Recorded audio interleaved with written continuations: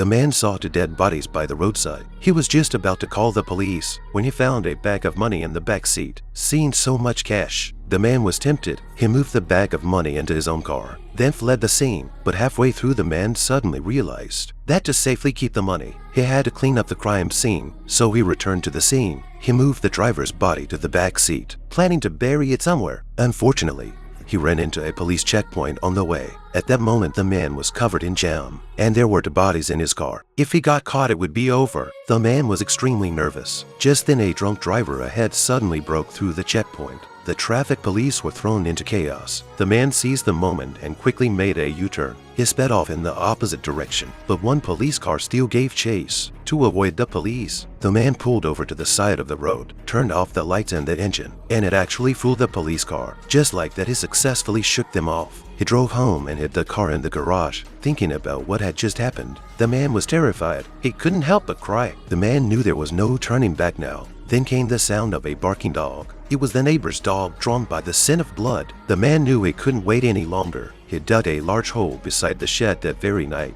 and buried the two bodies and everything from the car in it. Then cleaned all the jam from the crash car and threw away all his jam-to-stained clothes. The final step was to get rid of the car, but on the way it was stopped again at a police DUI check. Worse, the officers suspected he was the driver who had fled earlier. Luckily, his car model was pretty common, and it passed the breathalyzer test. He made it through safely. The man arrived at a lakeside. He threw his jam-to-covered clothes and the victim's phones into the lake, then wiped all the fingerprints from the car, left the car by the lake, and finally walked away in relief. The man kept comforting himself that life had forced him into this. As long as he used the money for good, then it wouldn't count as dirty money. But what he didn't know was that the money came from a gang deal gone wrong.